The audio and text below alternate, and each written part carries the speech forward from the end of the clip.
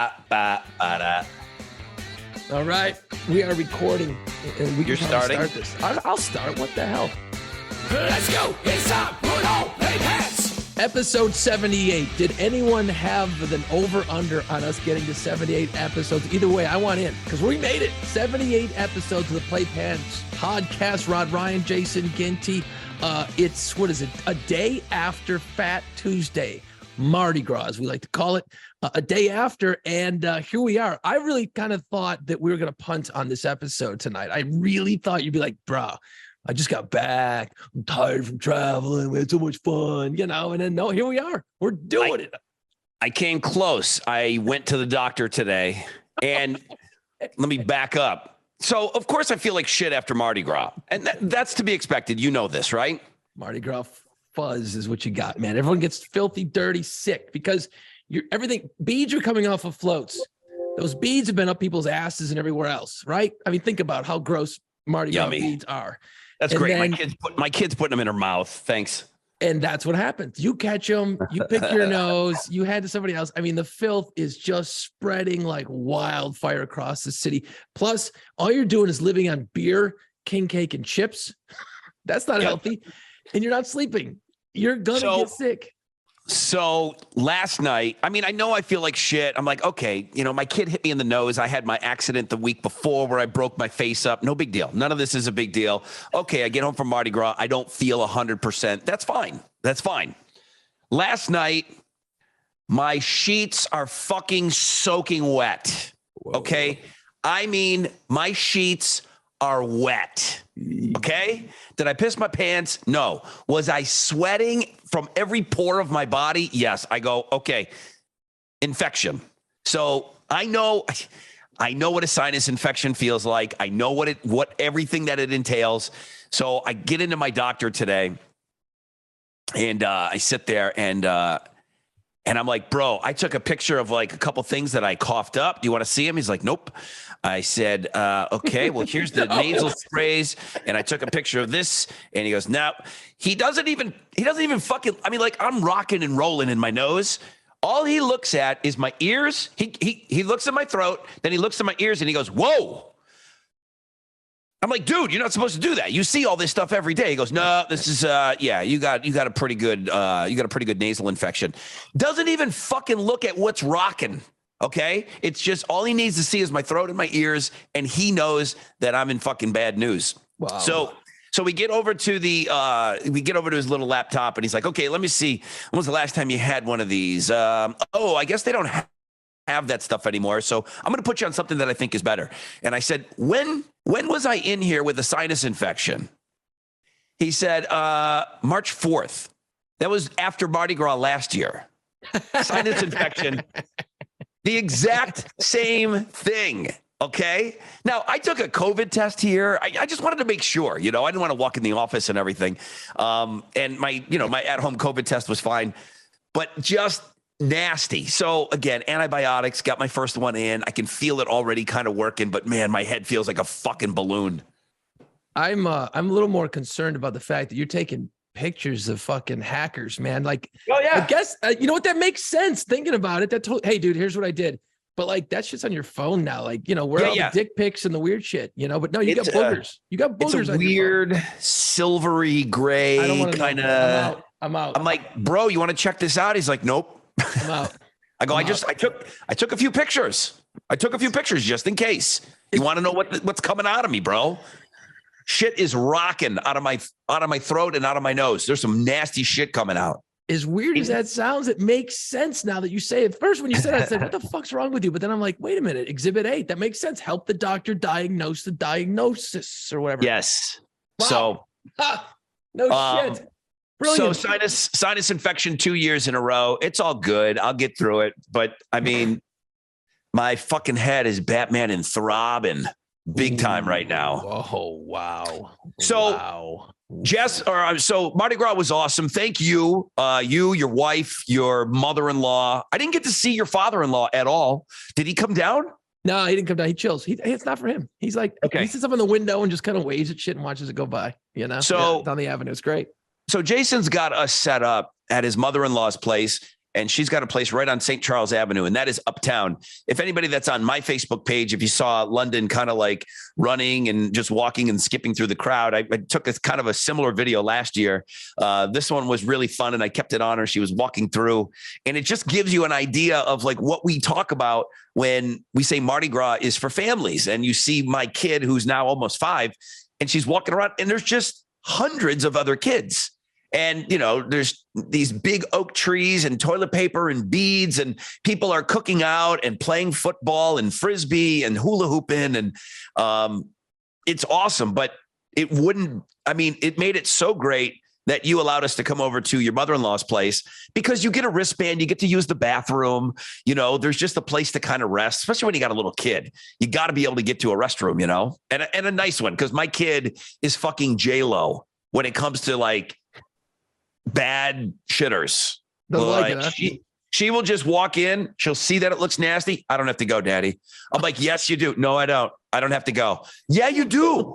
Yeah, you do. I will clean it. I will do everything for you, honey. You have to go. I don't have to go. That's rough. That's rough, so dude. It was clutch.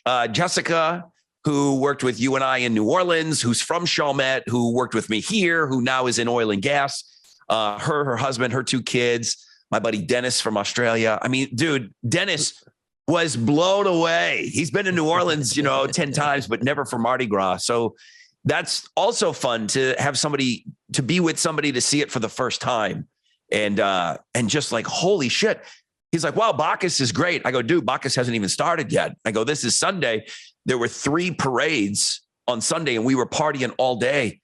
I go, this isn't even the Bacchus parade. No, I go, this is just the opening acts for the big Bacchus parade. And then we just, with kids, it's cool to blame it on kids. I was dragging ass. Okay. I know you were tired because we had ridden the day before. It was fun to blame it on the kids. Oh, the kids are tired. I think we're just going to turn it in. Thank God. Oh, no, it's the best. When you need to pull the ripcord, you need to pull the ripcord, because, you get to a certain point in life where you're like, I've done this long enough today, and I'm good. It is great to see like Dennis talking to him, or any new, or like I like to call fresh fish, because we had some fresh riders on our Mardi Gras pirate ship this year too, and to see the reaction on someone's face, it's much like seeing your kid open like their favorite gift on Christmas morning, but times 1 trillion. You know what I mean? Like. And to see their face just like open up, like, wait, this is happening. And they see one float go by and they catch a few beads. They're like, oh my God, this is so great. And I'm like, settle in. You got a long day ahead of you, man. Yeah, this is going to happen all day. This is all day. And then in between, you're just playing catch with strangers. I mean, like, you walked out at one point, there's a break in the parade. Next thing you know, I hear is Jake, and there's a football coming at my face. And here we are. We're playing catch like 2 little kids across the street for like 20 minutes, just humming the ball around. And it's like, when's the last time I played catch? Probably a year ago with you at Mardi Gras. Right. It's so awesome. There's so much shit happening. And I know last episode, we were just fucking around with Mardi Gras stats and shit, because we didn't know. And so I did a little look-see. I got a little details. Guy did homework. Wow. I figured I better lay in a little bit of effort on this podcast. We were talking about the Crew of Tux. That's the parade we ride in on Saturday. We ride on the pirate ship. Which, by the way, shout out to Playpants listener from day one, Francesca. She made a sign, Playpants podcast sign, and she put on it, still listening. And she was on the route. And I said, dude, check it out, a Playpants sign. And you were standing next to me and you're like, holy shit. And you go by so fast. You can't like have a conversation with somebody, It was probably one of my favorite moments on the route to see a sign. A Playpants sign. A Playpants sign. It was cool. I think she's friends with, she might be from the parish, because I think she's friends with my kid's godmother. Okay. So I think she's Bree's friend. Okay. So she told me that, she has a friend that listens to the podcast, and I knew that she had busted out a sign last year. Yeah. So cool to see that again. And I had really good friends like our buddy Alberto, who we've known forever, who I hadn't seen in a number of years. And he was telling me kind of where he was going to be on the parade route. And we flew right past him, and I never even saw him. He said he was screaming at us Yeah, I can't hear shit.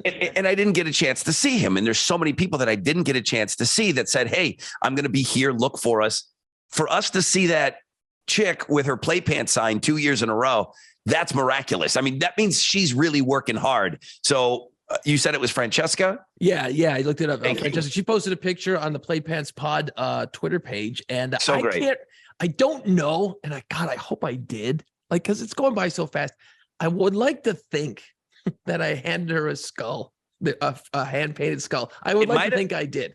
We might have went by too quick. Maybe she got one last year. If you did, Francesca, please post a picture. And if we didn't, just say, hey, hopefully next year I'll get a DM sign or I'll get a skull for all this effort making a sign for you two dipshits. But anyway, shout out to Francesca for being a great listener all this time and commenting when we put stuff up. So we were talking last year about the crew of Tux. You asked me how many riders ride in it. I found out about 2,100 riders ride in just that one parade that day.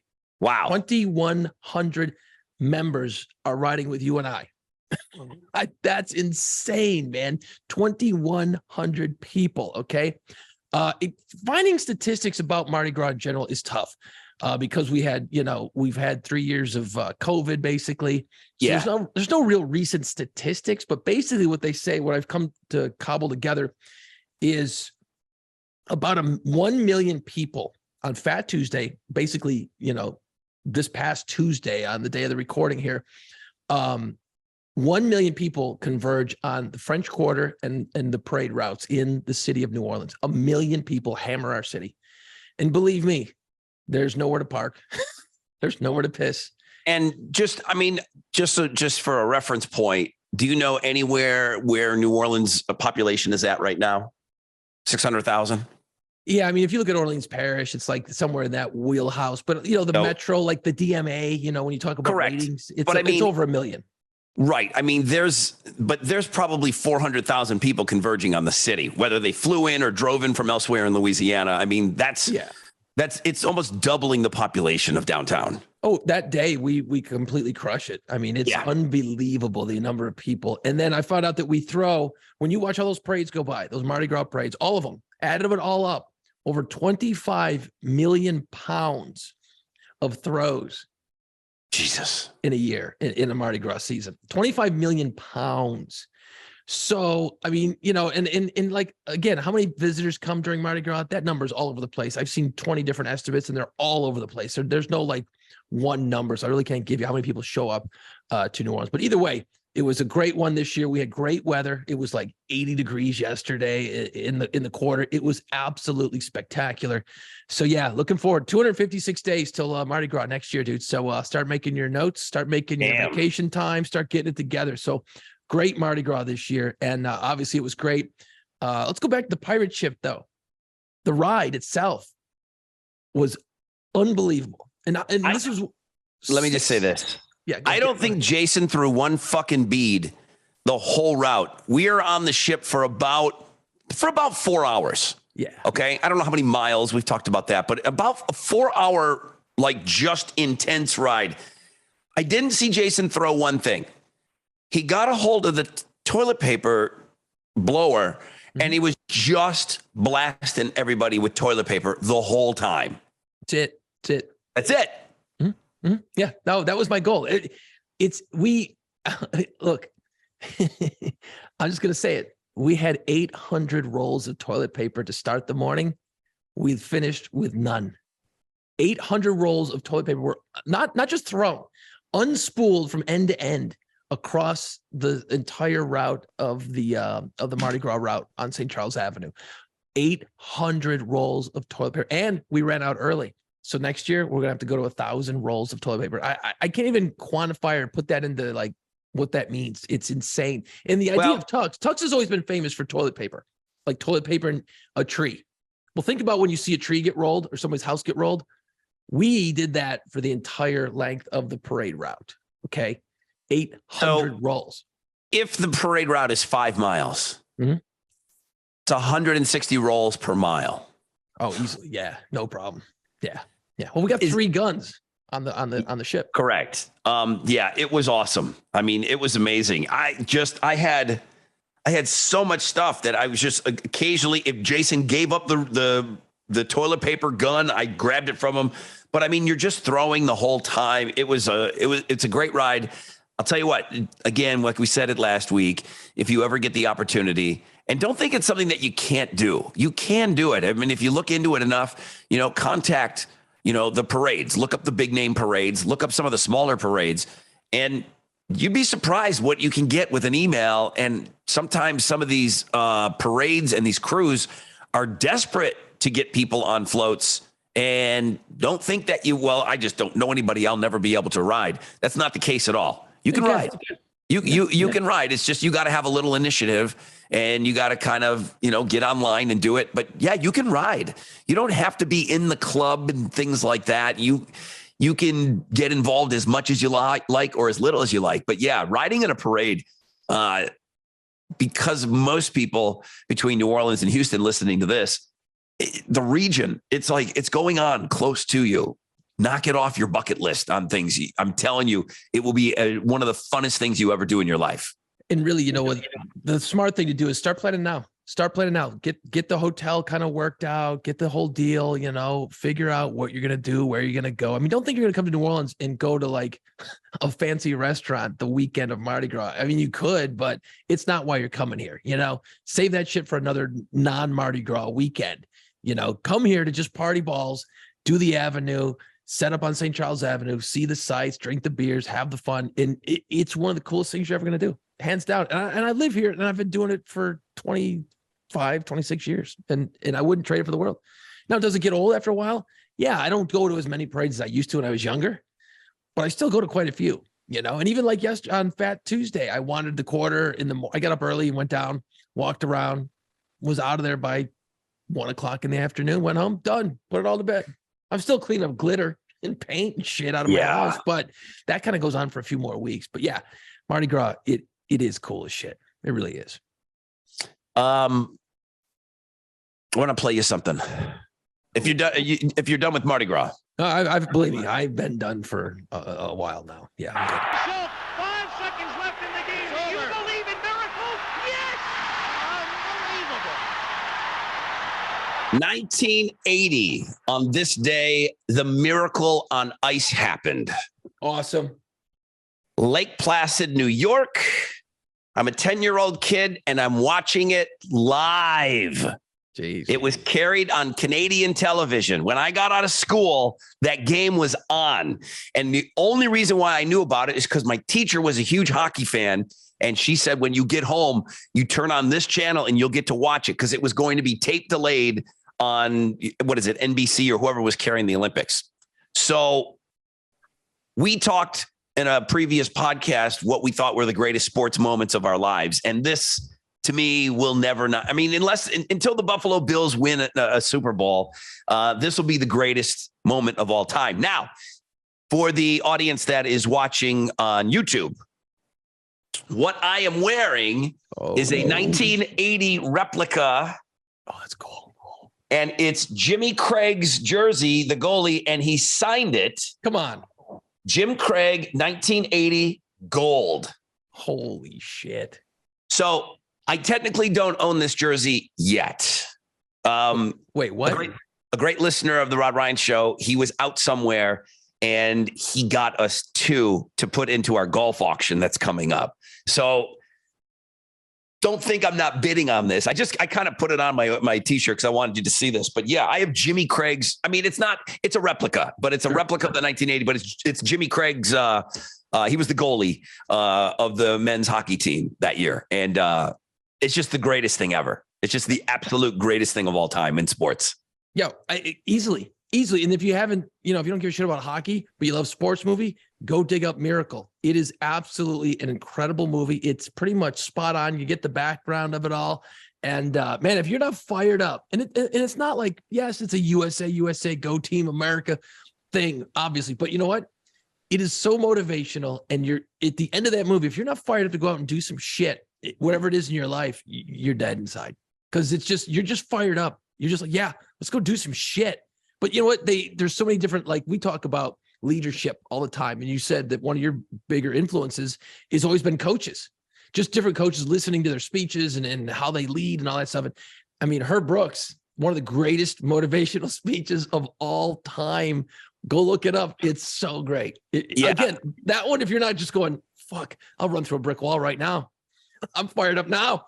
So you're 100%. Disney released Miracle in 2004, and Kurt Russell does a spot on Herb Brooks. He's got the Minnesota, he's got that accent down, and it's perfect. Fun fact, in 1981, a year later, ABC capitalized on the win, and there was an ABC film made for TV, Miracle on Ice. It mixed actual game footage, and Steve Guttenberg starred in it. The Goot. Now, I would have thought, okay, Steve Guttenberg, he probably would have been like Rizzo or something, like the captain. But Guttenberg played Jimmy Craig in the movie. Carl Malden played Herb Brooks, and then the old lady from Arrested Development, I think, played Herb Brooks' wife. But I never knew they made a made-for-TV movie about the Miracle on Ice. But it was called Miracle on Ice. So I think that was already taken. That's why the Disney movie is just called Miracle. But man, what a great freaking movie. In fact, it might be worth a little look this weekend. I'll probably have to watch it. I've seen it 100 times. But yeah, Miracle's great. You don't have to like hockey to like this movie. It's just a sports movie. It's all the analogies. It's all the cool shit you love with sports movies. And spoiler alert, we won.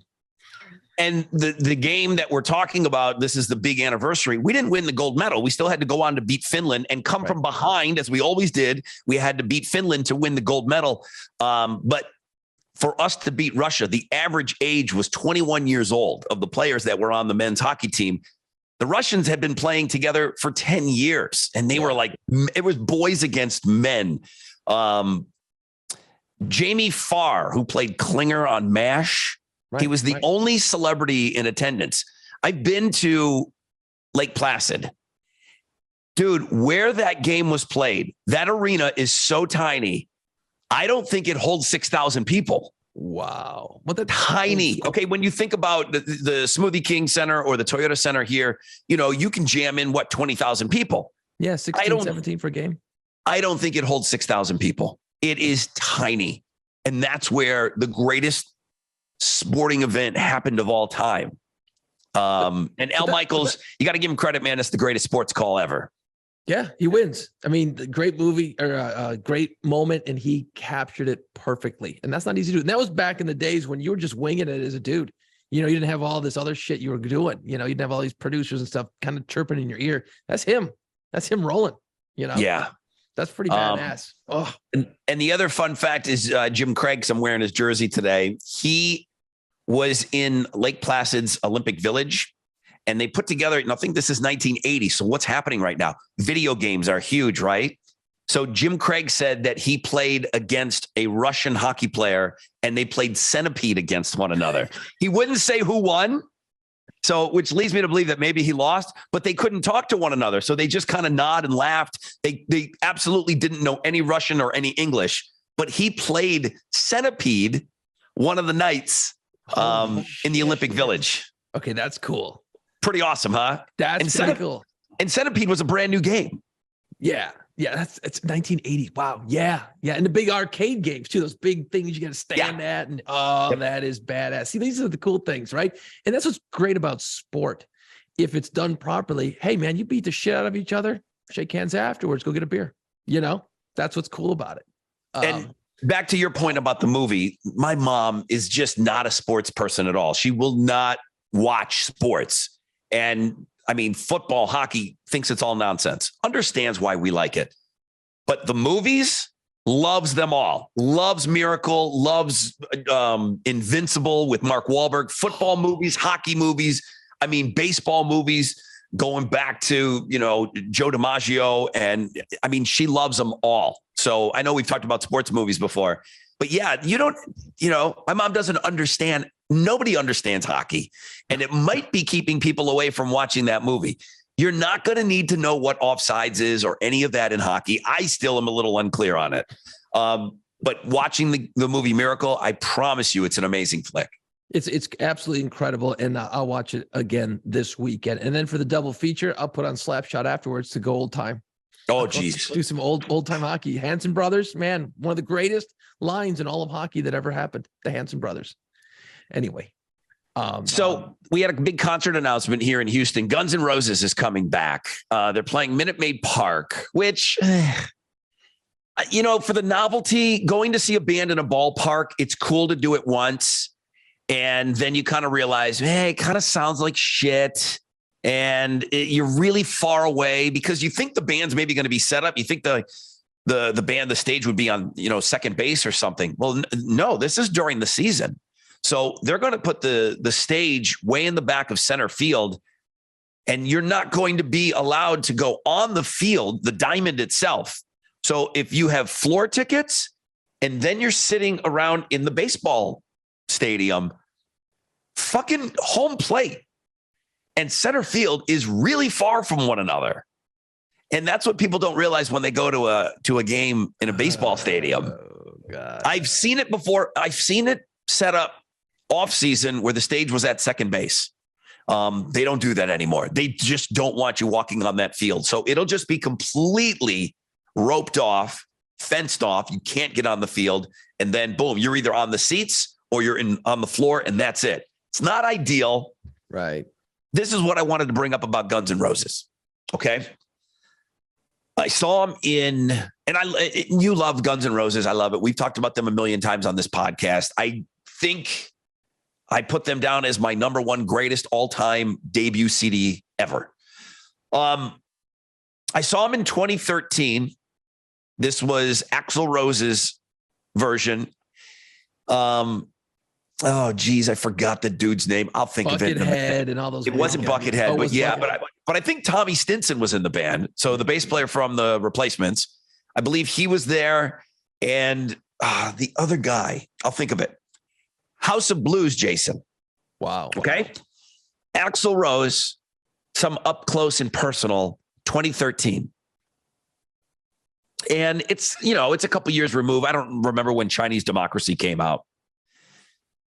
It might have been DJ Ashba on guitar by then, who's great. House of Blues 2013. With the addition of Slash and Duff, just Slash and Duff. 2016, they play the football stadium. Yep. 3 years removed from playing the House of Blues, sold out the House of Blues, 1,500 people. Now they're playing the stadium because they added two fellas. Okay. Yep. So let's just say at that point, let's not even consider the stuff that was going on pre-Slash. I promise you, I'm going somewhere with this. 2016, not in this lifetime. Holy shit. Slash and Axl are on stage together. Now we're at 2023. They have not stopped. They have played continually since 2016. What hasn't happened is fucking one brand new song. Nothing has come out. Nope. What band could possibly 17, 18, 19, 20, 22, 23. What band could play continually for 7 years around the world and not give us anything? Guns N' Roses. Now, that's it. Now, are Guns N' Roses at a point? Because the Rolling Stones would put out an album and they would go out on tour. Nobody gave a shit about the album. You just wanted to go see the Rolling Stones. They would play stuff from that album. They would force you to listen to 3 and sometimes 4 songs from a new album. AC/DC would put out an album, which I always thought was really good. I liked it. The Black Ice, I liked it all. They would put out an album and they would tour. The only other band that comes to mind is Iron Maiden. They'll put out an album. The hardcore Maiden fans still buy them. It's the number one album when it comes out. AC/DC, number one album for 1 week when it comes out. It outsells Rihanna and everything. Rolling Stones, I don't remember. Are we at a point where we just don't care anymore? We just want to live through those Appetite for Destruction songs? Because basically, let's be serious. They're out there touring with one album. Okay. Use Your Illusion 1 and 2. Yeah. Okay, great. Couple of songs here and there. Awesome. It's the debut album. Yep. Do we not deserve do we not need? Do you not need anything from them anymore other than the old stuff? Yeah. You know what? I mean, that's just, what do you feel? I kind of feel like I am indifferent at this point because I didn't see him in the 2013 version. I saw him when they announced Slash's Duff were back. I saw him at the Superdome. Yep. It was fucking unbelievable. It was so freaking great. And then they've been off touring the world, all good. And I just been like, okay, cool, whatever, guys. Don't care, you know? And some weird songs have kind of come out that were like not new, but I don't know. And I listened to them and they weren't good. And then like they're leftover shit from Chinese Democracy. Yeah. So, and then like Slash redid a few things on it or some weird shit, but not new, right? So when this was just announced, they're like playing Biloxi, which is like an hour away from here. And I was like, I have zero interest in going and seeing them now. Oh, wow. None. I don't give a fuck. I saw them. It was great. I lived it. I got my moment. Superdome. It was fresh. It was hot. It was like, holy shit. But now I'm kind of like, when I saw it, I'm like, okay, well, that's cool. Good for them. Not going to take the road trip. Don't care. I have zero interest in going and seeing it. And if they were playing in New Orleans, I'd be a 50-50. If it was a weekend night, I'd be like, let's go check them out again. Don't care. That's where I'm at with the whole thing. So the fact that if they put out new music, first of all, who's going to play it on the radio? Let's talk about radio world where we live in. You would play it. I would give it a spin or two and see how it is, but it's not going to be this modern sounding awesome thing. I can't imagine. It's going to sound like Guns N' Roses. But classic rock's not going to touch it. Is this sustainable with nothing new? Can they just tour from now until the bust out the stroller tour can they just do this and never get Slash and Axl in a room together and get a song to us or something? Can they just do this for the next 10 years? I think they totally could, but I think what's weird about it is they've been, they take a few months off and they go back out, but it hasn't been this long stretch. Like, where's that year and a half off where you can kind of create some more demand? They've just been touring. If they just took off for a year and a half, 2 years, and then went back out, look at like a band like the Eagles, totally different genre, totally different everything. But they come out, they do their Hell Freezes Over tour, they go away for a few years, they come back, tour for a year and a half, go away for a few years, they come back. So there's that kind of want, Fleetwood Mac, same kind of idea. And I'm talking about these boomer bands, but same concept. They go out for a few years and they disappear for 4 or 5. So there's that reintroduction of a demand to want to see them. Guns N' Roses just been touring. I'm like, okay, good for them. I have it here. 2016, when I saw them in the stadium and you saw them in your stadium, 2016, 61 concerts. Okay. I mean, Guns N' Roses, they can play in the weekends, Right. 93 concerts in 2017, 38 in 2018, 20 in 2019. Now we're getting into COVID. 6 concerts in 2020, 30 in 2021, back up to 56 last year, and then now this full-on tour. So except for the pandemic, they haven't really stopped. Right. But that's not a lot of dates. I know. And Slash is still allowed to go out and do his thing. And then he can do, his Conspirators, and he can get Miles Teller, and he can do, Miles Kennedy. Is this what we're going to have for the rest of our lives, Jason? Are we going to get this for the rest of our lives? Just every 4 years or so, Guns N' Roses is going to say, and they're just going to play smaller and smaller venues as they get older, because there's no reason to get re-excited unless they get Steven Adler, unless they get Izzy. I still, it's not a draw. It's not a huge draw. It's cool. But don't you think that you have to energize your base of people that are coming to your show? Or or do people not care? You gave the example of the Rolling Stones. Nobody gives a shit. If the Eagles put out a new song, nobody cares. Nobody cares. Any of these bands, nobody cares. But the Stones haven't done this. The Stones haven't raped and pillaged for 6 years. Okay. It's true. Now, if you haven't seen Guns N' Roses, if you missed them out on that first tour, this is going to be huge for you. This is going to be great. If you missed it, then this is going to be like, holy shit, I didn't see them last go around. Holy fuck, we're going to go to Guns N' Roses. And that is a different mentality. I saw them. They were great. In fact, I saw them twice. I saw them at the Superdome, and they played Voodoo outdoor festival like a year and a half later. So yeah, I definitely don't need to go see. And they were great both times. They were fucking great. I don't like if you said, hey, dude, they're playing Houston, and I think I could get some decent tickets. You can stay at my place. It's on a Saturday. I would consider it. But that's it. I guess the other band that I should have mentioned is Metallica. They put out new music. They go out on tour. They do it like a functioning band. And Guns N' Roses is a different deal. It's a different deal. And I just don't know how long this can go on for. I will be amazed if this continues. It probably will. I will be absolutely amazed that you can just play from now until whenever and give us nothing. That blows my mind, and I might be overthinking it.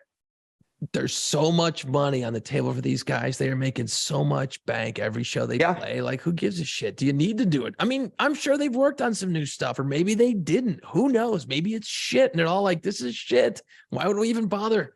Let's not stink up the joint. Let's just go play our hits and walk away and make gobs of money and have fun while we're up there doing it, And it seems like if Slash comes up with a cool riff, he's like, fuck this, man. I'm going to save this for my band. Yep. Why not? And so that's problematic for me, like, oh, he's fucking some new, like, no. Forget you heard that. I'm saving that for fucking the conspirators. But like, it's like, fuck, dude, write something kick ass for Guns N' Roses. Maybe they will. Maybe they'll. But like, if you go see Metallica, which is going to be great, I would love to go see that. Are you going to be like, fuck yeah, play Lugs or Australia or whatever the stupid new song is? Like, okay, I can't wait to hear that. No, actually, I wouldn't mind seeing that one. Dude, Lux Eterna is great. Will you watch your mouth? You watch your whore mouth. That fucking song is amazing. It's the most excited. It is the most excited I've been about Metallica in 20 years. Oh, easily. This new song. Yeah. It is good. But I mean, like, okay. Okay. I didn't want to sit here and bitch about the same thing over and over again. It's just, nobody's done this. Not like that. Except for Journey. Now we're putting Guns N' Roses in Journey, and there's Styx, and there's, Foghat. I mean, I'm trying to think of all of Mark's bands. Well, Journey is well, and again, REO Speedwagon. They're putting out new shit. They're playing fucking fairs. They're playing casinos. Yeah. And am I putting Guns N' Roses in that bucket with Journey? I don't think yet. No, I don't think so. I think down the road. Well, okay. Let's bring it back around. Let's wrap this in a nice little bow. Okay. Last time Kiss put out a new album, thankfully. Boy. So I mean, we're doing. Boy. I mean, they've been down for how many years now? And the last album they put out was 7-8 years ago, maybe. I'm guessing. Same fucking set list. Same everything. I mean, everything is just in the exact same spot. Every show is exactly the same. It's insane to me.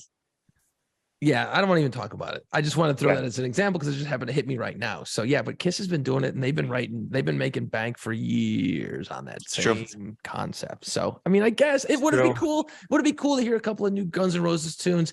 And would it be cool if they were as good as Metallica's new song came out? You'd be like, holy fuck, this is actually good.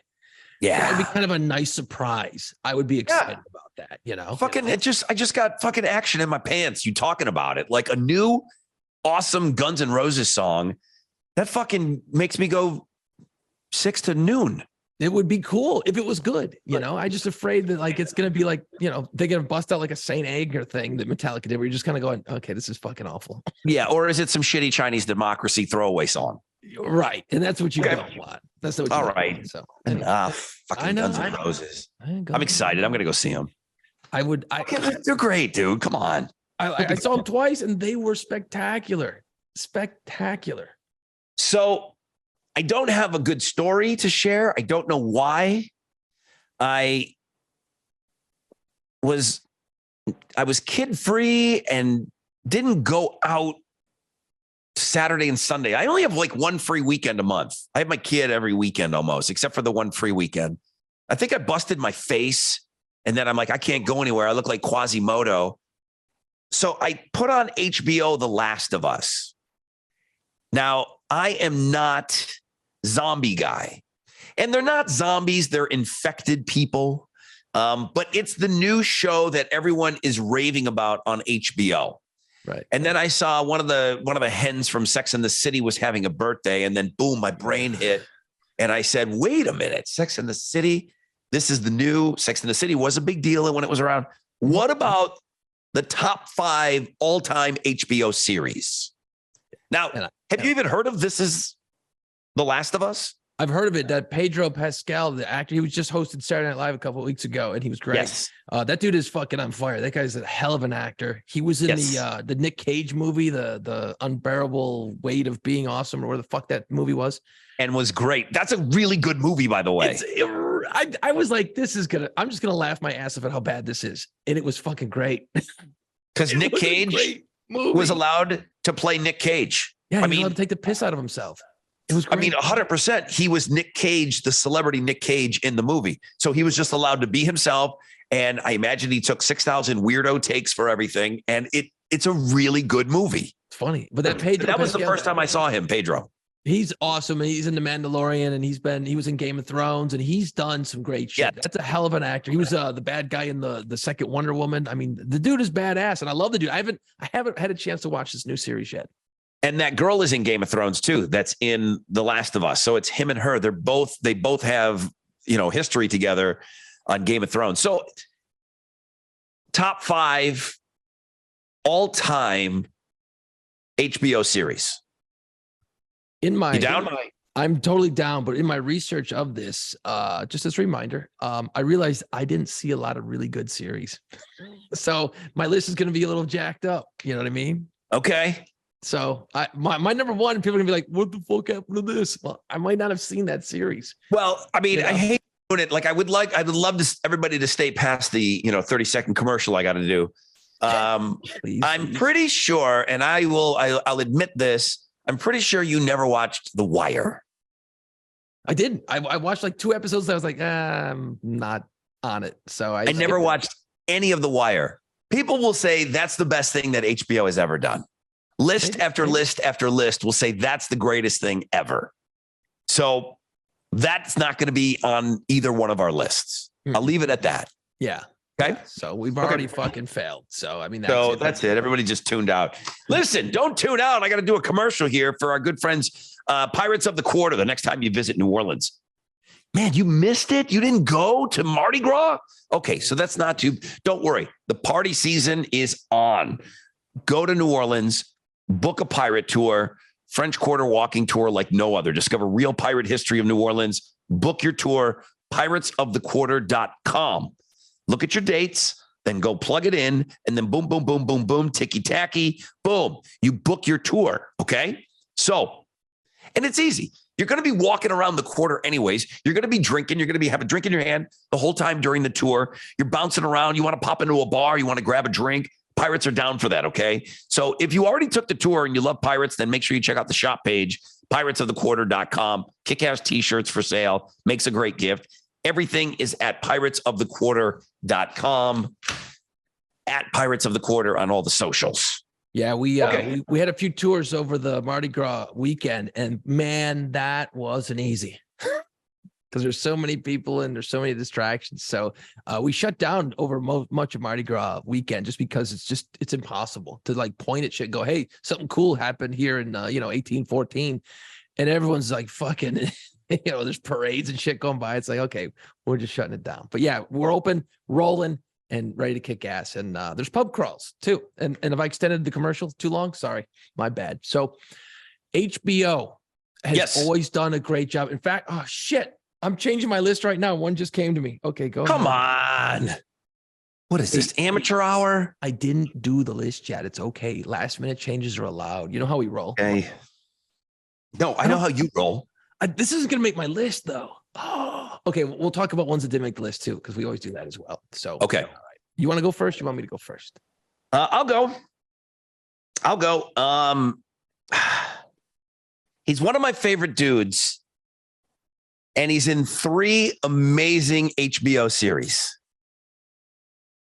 Wow. 3 separate series. So he's obviously got to deal with them. These are all his brainchilds.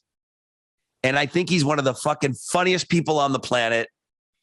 Danny McBride. Oh, yeah. Eastbound and Down, in at number 5. There was a short-lived show called Vice Principals, which is brilliant. And he also is in The Righteous Gemstones, which is awesome too. But I got to go back to the beginning. Eastbound and Down, Danny McBride. It is so unbelievably awesome. I didn't know much about him back then, but then I just grew to love him because he's such a natural character. Plus, he looks like our buddy Ty Bouvier, who did my tattoos when I first moved to New Orleans. He looks exactly like Ty. Same mullet, same everything. Yeah. Right. Yeah. Did you watch any of those shows? I think I might have seen 1 or 2, but whatever reason, dude, I just fell off. I'm not saying it was bad. I didn't stick with it. Funny as hell. And again, I guess if you don't like him, because he's the same kind of dude in all of these, that Vice Principal show was so funny. And that Walter Goggins, who is also in Vice Principals and The Righteous Gemstones. But I mean, Adam Devine, who was just in Bacchus. He was the king of Bacchus, I believe. Oh, yeah, that's right. Adam Devine is his brother in The Righteous Gemstones, John Goodman. So anyways, number 5, Eastbound and Down. Number 4, it's a fairly new show. 3 seasons in. I can't wait for season 4. Succession. Yeah, I watched probably the first 4 episodes, and I kind of tapped out when that dude jerked off on the window. I went, "Yeah, this is unnecessarily extreme." Macaulay Culkin's brother. He's launching a fucking rope on the window of a high Yeah, he rise. does. I just went, "Yeah, man, you lost me on this one." I'm all for graphic, I'm all for brutal, but that one I just like, it's I mean, it's such a tiny. I mean, I get it if that you saw that and you're like, okay, I don't like the direction of this. It is, I can't believe how good it is and how fucking hateable these rich kids are. And their dad, their dad is the head of this media company, and they're all trying to fight and cutthroat to get him out, and they want to run the company. Succession, really, really good. That's my number 4. Number 3, first season of White Lotus. Holy shit, is it good? Oh, you know what? I'm only like 2 episodes in, and I just got caught up in Mardi Gras, so I haven't quite gotten through it. First season or second season? First season. I've seen 2 episodes. Way better than the second season. Second season is good, but the first season is so good. It's just different kind of funny. Right. It's funny. It's stressful. These people, you hate them, and then you love some of them, like a show should be. Right. White Lotus, the guy that did it, who does White Lotus, right? Mm-mm. Mr. Schneebly from School of Rock. Well, he wrote School of Rock, basically. Yeah, these are his stories. His last name is White. So he's writing these White Lotuses, and he's the one that's putting them all, and he's getting the people, and Jennifer Coolidge, he's given her a whole new, he's raised her to A-list celebrity. Right. White Lotus is really, really good. Yeah. That's my number 3. My number 2, Game of Thrones. Yeah. Number 1, Band of Brothers. I can't argue with that list. I mean, I've only seen 2 of those 4, 5, but Band of Brothers is just the greatest thing I've ever seen. It's better than any movie I've ever seen. It's better than any TV show that I've ever seen. It's better than anything. And I kind of thought maybe Game of Thrones would have that. Game of Thrones is just underneath Band of Brothers. Band of Brothers, the story was just so fucking compelling and true. But Game of Thrones, every episode was an epic movie. Yeah. And it just set the bar for special effects in a TV show, and the $10 million, $20 million budget per show or whatever they had. I don't know. It's just one of the all-time greats. Well, you go past the Flash and the Bang and the Dragons, but the characters and the character development through the arc of all those seasons, those characters just the way they all changed and grew. At 1 minute, like you talked about Succession or one of the show. White Lotus. You're like, at 1 minute you hate this fucking guy. A year and a half later, you love the guy. Yep. And then you hate him again. And it's like, that is great, great writing. The only thing that knocks Game of Thrones was that last season, nobody really liked the way it ended. You know, I didn't hate the way that it ended, man. I get it. Like, you hear that about The Sopranos all the time, but I didn't hate how Game of Thrones ended. I didn't understand the outrage. I wasn't there for the outrage. I wasn't. It wasn't the greatest ending ever, but man, I was like, okay, it wrapped it up. It was good. It did. It gave you some closure, and that was kind of the cool thing about that. Yeah. Great. And I know we talked about it, but House of the Dragon, you watched the first season? I did. I liked it. It was good. Liked it a lot. Yeah, it was good. It's not Game of Thrones good, but it's really good. But it's really good, right? I thought I was kind of done with that whole thing, and then I watched one episode of House of the Dragon. I'm like, oh, I'm fucking back in. Yeah, like, I thought I'm back in. I'm like, I don't need another titty dragon show. And then I was like, well, all right, let's give them a shot. Let's give it a rip, see what happens. And I'm like, oh, this is totally different. But yeah, you kind of know what's going on, but then it's kind of giving you some backstory. I'm like, okay, I'm in. And then I got sucked in. But I just found out today that the next series doesn't start till like 2024 or the summer of 2024. Come on, get your ass together. Like, have a plan, write it up. Let's go get your fucking phones out and film this shit. So good list, dude. Good list. Let's see here. Top 5 favorite HBO series of all time. I was a sucker for this fucking show when it came out. Filmed in Louisiana, very northern Louisiana. There would be the occasional New Orleans references and shit in it. But True Blood, the vampire titty show. Fucking A. It was a soap opera. I'd watch it with my wife. We'd sit down. We'd be like, oh my God, it's great. Like 2 little girls sitting on a couch watching True Blood. It actually was good for a few years, and then it kind of fucking got cheesed out. Loves True Blood.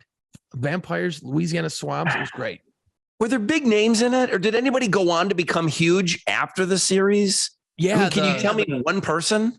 Well, Anna Paquin she won an Oscar before she did this series, and then she would do other shit. The blonde haired dude, he went on to play Tarzan. He was in a bunch of these other movies. Skarsgård, whatever his name is. He was one of the blonde, handsome. I know that name.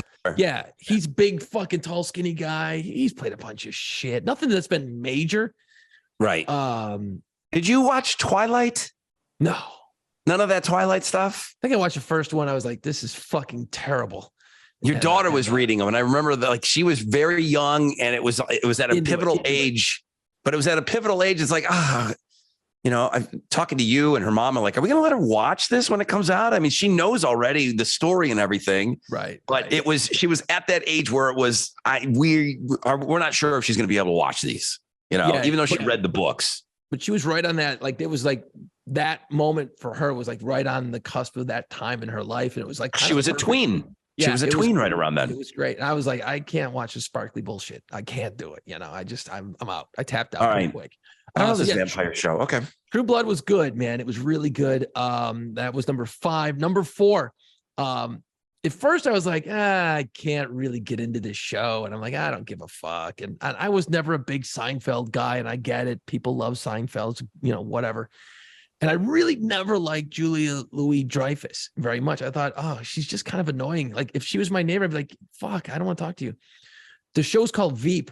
All right. She ends up being the vice president of the United States.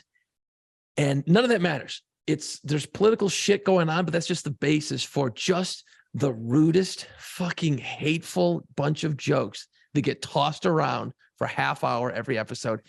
It's so fucking funny. Like, I've stopped it and rewound it for the joke to hit me again.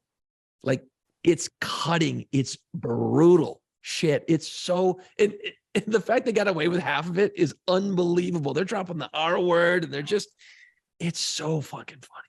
Veep, check it out. It's great. She's great. Everything about it is awesome. Funny I have shit. that as like one of my things. There's a lot of things. After I started thinking about it, I'm like, damn, there's a bunch that I haven't seen that I didn't want, or that I wanted to get into. Veep is one of them for sure, that I've heard that it's just great. The writing is spectacular, and these guys are just, it's like a workplace on steroids, man. It's just fucking so great. And the name calling and all the backbiting and the bullshit, it's awesome. Does it diminish the role? Does it show like how nonsense the vice president is as far as like what they can do? Yeah. Oh no, that's half that's half the joke. Right. Like she's taking the piss out of it all the time too. She's like, I don't fucking do anything, you know? Right. Okay. Like I'm in a pet shop looking at puppies and shit. Yeah, there's all kinds of funny stuff like that. So Veep, number 4. Number 3, it took me years to finally get into it, but once I did, I fucking took the ride and then I caught up and then watched the final season with everybody else, The Sopranos. God damn it, is that good? The mob, the whole thing. I'm not going to sit here and talk about how great it is because I think most people have seen it. I'm so happy that one of us watched The Sopranos. If we did a fucking HBO list and nobody had The Sopranos, we'll take some shit for The Wire. Right. We'll take some shit for The Wire. But if neither one of us had The Sopranos on there, then we would have taken some shit. Thank God. I didn't know that you watched it. I make a joke all the time, and it's like, geez. They're like, don't make that joke. When I get fired, that's the first thing I'm going to watch. Yes, when I get fired, when I sit there and just pissed off and I don't take anybody's call and I'm going to sit here for a week and watch The Sopranos and just not shower and pee in fucking milk bottles like Howard Hughes and watch The Sopranos start to finish. Fucking ice cream truck just out front. Just out front. You just walk out and get a new ice cream cone in between episodes in your bathrobe and watch it. It's great. Setting my pee bottles, my milk bottles of pee. Oh, you'll be able to know what season I'm on by the number of pee bottles I have stacked up. Well, take pictures of it like you're fucking snot. Yeah, no, it's great. And like, I love all those mob movies and stuff. So the fact that I never got into The Sopranos was weird. And at first I was like, it just feels weird. I didn't get it. I saw, you see little cuts of it and little things along the road. And for years, I just like, who gives a shit? And then all of a sudden, I just sat down one day, watched an episode. I'm like, ooh, that's pretty good. And then you start to learn the characters, and then I was over. I was like chewing it up. So, we would watch multiple episodes every night. Is it one? If I watch the first episode, am I going to be hooked on one episode? I don't remember. I don't remember. I don't remember. Yeah. Yeah. It's good. It's depth. It's some evil motherfucking shit. I know it's going to be great. Because to be honest with you, Breaking Bad, I tried to watch it like 2 or 3 different times and it just was the wrong time in my life. Okay. Right, and I know that's not an HBO show, but what I'm saying is I tried to watch it a couple of times and it just wasn't getting me. And I'm like, why don't I think like everybody else that this is like one of the greatest shows of all time? And then it was the right time to watch it. And I gave it my full attention. And then I'm on board with everybody. Breaking Bad is one of the greatest shows of all time. So I just got to make sure that I have the right time. I got to be in the right frame of mind. I feel like I need to be fired to watch The Sopranos. We'll go on the air tomorrow and just yell cocksucker for 5 minutes. It'll take care of itself. If I yell cocksucker, I would be watching The Sopranos by about noon, by about 9:30 tomorrow, 9:30 a.m. Dude, I'm here to help you, man. I got your back, dude. If you want, I'll fucking call the ice cream truck too. Suckerer. Yeah, capitalize the C because it sounds better that way when it comes out. That's a number 3, Sopranos. That's dumb. Number 2, Game of Thrones. Titties and dragons. How do you fucking lose? I mean, it's so great. Jon Snow, one of my favorite heroes of all time. The guy, I mean, you start breaking down some of the Battle of the Bastards when he's standing there and the whole fucking army's coming at him. He's got that sword held up. You can see the scene and you're just like, this motherfucker's going to take on the whole army by himself. This is great. This guy's fucking nuts. And you're just like, yeah, I'm going to help him. And then you realize you don't because you'll be dead. But yeah, everything great about that series. So unbelievable. So unbelievably great, man. And if I ever, after I get fired, after I watch Veep and The Sopranos, holy shit, what would you give me your number 1? And then I got a question for you. Oh, Band of Brothers. Easy. Done. Yeah. Band of Brothers. And it is so perfect. It's great. It's historical. They got, back when they made this, it was actually brilliant because they had some of the actual characters that were played in the series talking. Yes. And I'm telling you what, man, if you watch the entire series of Band of Brothers and you don't go out and start doing some shit with your life, you're dead inside. I mean, it's so inspiring. You're like, these motherfuckers. I mean, obviously the greatest generation, World War II, these guys sacrificed so much so that dopes like you and I can talk to each other over Zoom and people listen to it. I don't get it. But you know what I mean? Like, it's so inspiring and it's so freaking great. I was going to ask you this question. Band of Brothers, Saving Private Ryan. One of them has to go. Oh, Saving Private Ryan would go. Yeah, I'm with you. Band of Brothers is so good, and I realized like one kind of inspired the other one. Right. You know, once they did Saving Private Ryan, that was it, man. Steven Spielberg was hooked, and so was Tom Hanks. Yep. Then they said, okay, boom, let's explore this whole thing. They just got so caught up in World War II and everything, and then they just put together the greatest series of all time, you know? Yeah, and if you haven't seen Band of Brothers, watch Private Ryan, and then like you'll be able to peel out a couple of mentions of Easy Company and stuff in Private Ryan. So, I mean, it's not like it's a sequel or anything like that, but you can see where there's a couple of crossing of the threads between the two. But Band of Brothers, man, I'm telling you, when you're done with that, if you don't go out and start doing some shit with your life, man, you're dead inside. I'm sorry, you just are. What series would you rewatch? It could be anything. It could be like I said, I said Breaking Bad. I said, Mad Men was the other like series that I watched that it's like an all time for me. What would you rewatch? I'll every few years I'll go back to Band of Brothers because it's only like, what is it, like 10 episodes or something, I think, like that. It's not a lot. I'll punch up Band of Brothers if I'm feeling patriotic or it's World War, it's Veterans Day or something or whatever. I'll punch that up again.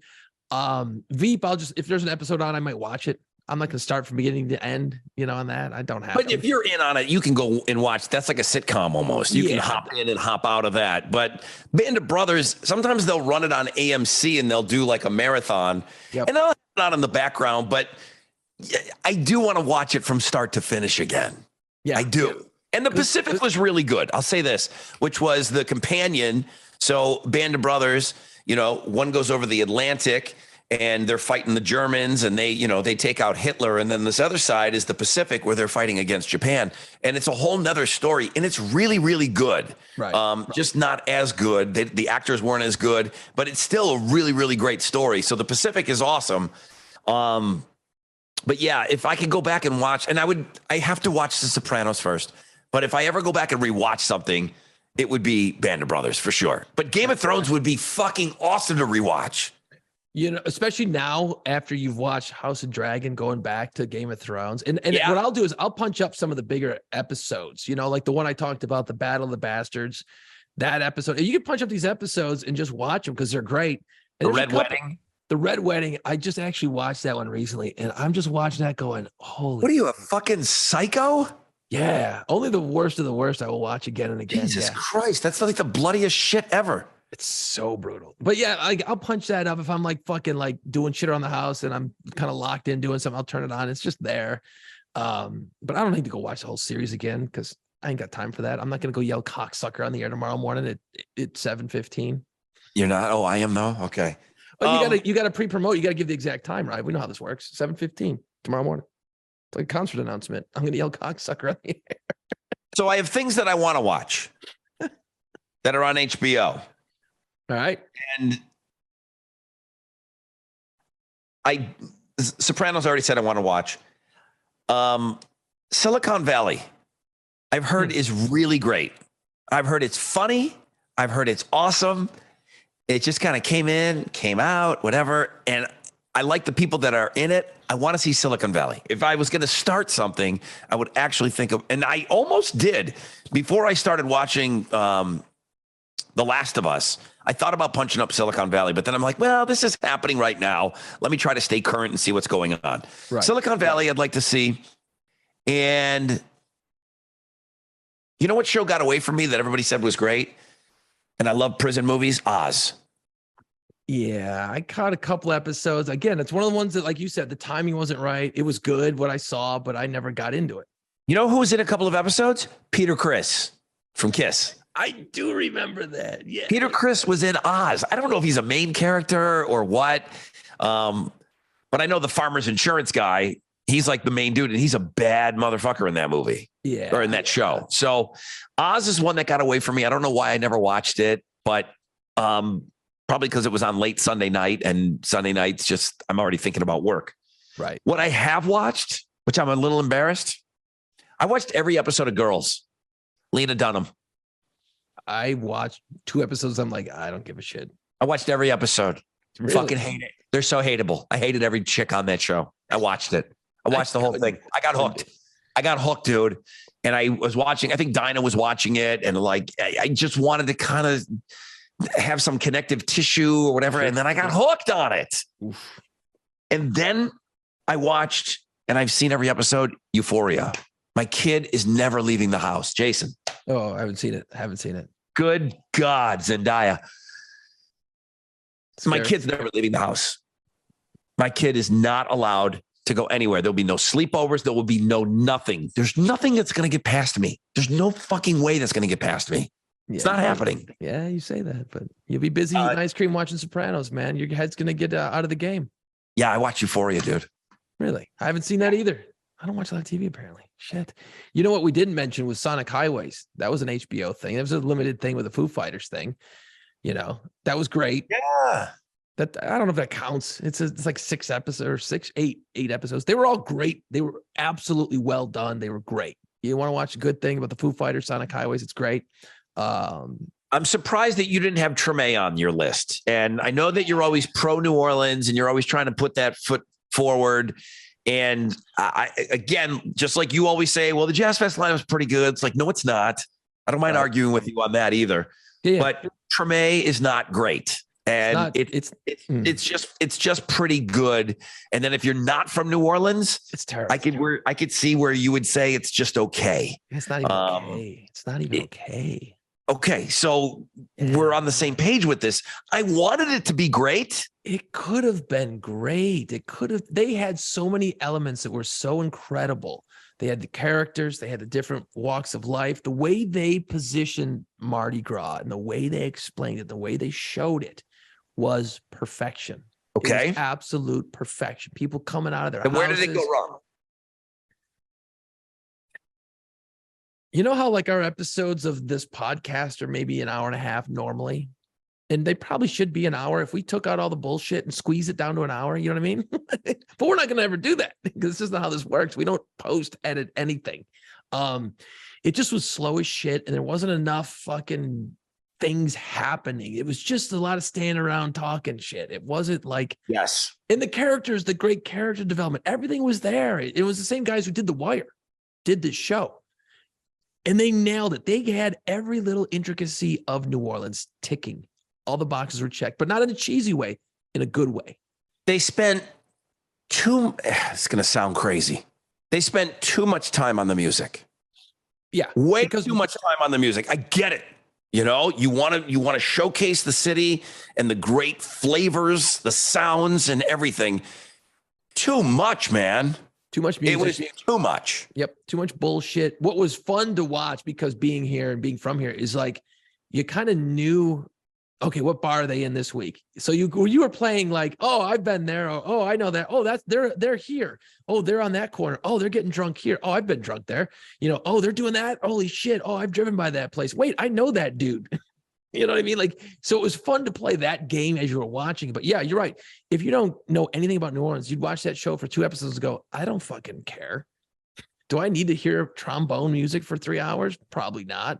Even I was like, man, this is hard to watch. It was hard. And I wanted it to be so good, but it just never. I was going to jump on you if you had that in your top 5, just because it was such a, New Orleans centric. It just doesn't mean that it's good. And it just wasn't. It wasn't. It could have been great. And it wasn't. It's like they should have brought somebody in to punch it up. Give it some teeth. It just kind of floated. It just never went anywhere, So, which is a shame because I wanted it to be great. It was just okay. Yeah. Yeah, that's it. That's it. I got nothing else on that. I'll have to go back and watch Eastbound and Down. I think I watched a couple episodes and again, got distracted, went off another direction. It's hard to get locked in on these series. He's so funny. He's just so unbelievably funny. And if you just go give it 2 episodes, I really do think you'll be locked in. One show that I wanted to mention, then we can shut up. We can close it down. I never thought I was going to watch Game of Thrones. Okay. And I'm going to tell you what got me to watch Game of Thrones. Titties. Well, but it was already on for a couple of seasons. So I was, people were talking about it, Game of Thrones. I'm like, fuck, I don't watch dragons and bullshit. I don't do that. Nope. Okay. Same. Dungeons and Dragons, Lord of the Rings, don't give a fuck. When I got back from my honeymoon in Rome, or in Italy, but Rome was the hub of where we stayed. When we came back, there was a show on HBO called Rome, and it was only on 2 seasons, and probably nobody watched it. Dude, it's really good. And I thought, if I can watch a period piece, then maybe I can give this Game of Thrones a try, because I think there was only 2 seasons of Rome. Dude, really good. Really, really good, man. So that's what said, okay, if I like this so much, and they're not the same at all, but it's just medievally whatever. Right. Swords and shit.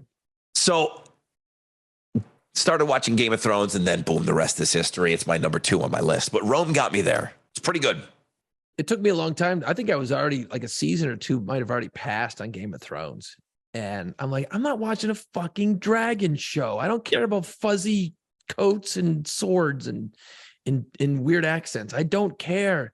And then finally I'm like, all right, well, everyone's talking about it. I better, you know what? I'm watch it, sit down, watch it. And the first episode, I'm like, whoa, chopping heads off. Wild. And then by the time you get to the end of the first season, you're just like, well, this dude, he's the guy, he's the man. This is great. And I was like, I was into it, but I wasn't like into it. Once they, spoiler alert, by the way, they lop off fucking Ned Stark's head. I went, holy fuck, I'm in now. They just killed the main guy. Holy shit. This is brilliant. It took me through the first season, which I loved it. But when that happened, I went, this is it. This is for me. I'm a dragon guy now. Get me a fucking dragon. I'm a dragon guy now. Get me a fucking dragon, dude, and a sword, because I want to go do some shit. Yeah. That's what got me. I was like, okay, this is really well done. Rod, any final thoughts before your boogers start to make their way out? Got a golf tournament coming up. Nice. It's sold out, so that's great. And here's a little, if anybody out there is thinking about doing a golf tournament. So I got all the players. That's great. Where we really make the money, and the money's going to Texas Adaptive Aquatics, which gets disabled kids and young people out on the water. They can go water skiing and do all these. They got the rigs and everything. They got the boats and the water, everything. Where you make your money, because once I sell out, I take all that money, I got to pay the golf course. They're not giving it to me. So I got to back out. I got to pay the golf course. I got to pay for things. I got to buy things. Okay. I got to buy trophies. I've got to purchase beer. You're not waltzing on there with anything on a golf course. Where you make your money are these hole sponsors and cart sponsors and title sponsors and things like that, where I say your name on the radio over and over again. So that's what I need. I need auction items. I just showed you the Jim Craig USA goaltender jersey signed by Jimmy Craig. That's going to be in the auction. I'll be bidding on that. I need that sort of stuff now. You're only half done when you sell out your golf tournament. Right. Now let's go make money for the charity. So that's where we're at right now. So I need volunteers. I need everything. So links and guests at thebuzz.com. Jason, final thoughts. I don't know if you've seen this, and I don't know if we've talked about this on the podcast before, but there's this great Instagram account I've been following for years. And I follow it because it freaks me out. And that's why I follow it. It keeps me honest in life. It's called Nature is Metal. Okay. And what it is, you can punch it up. Nature is Metal on Instagram. And it's just videos of animals eating other animals.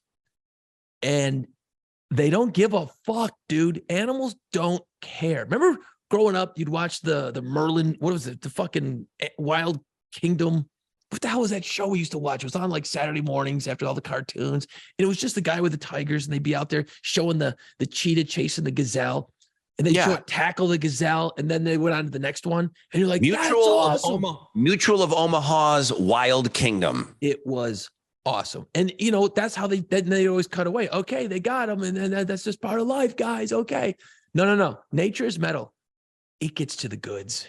It shows you them hyenas fucking up a dick. Like, they are in there. And you know what I've learned is that this got me down this horrible rabbit hole and don't do this.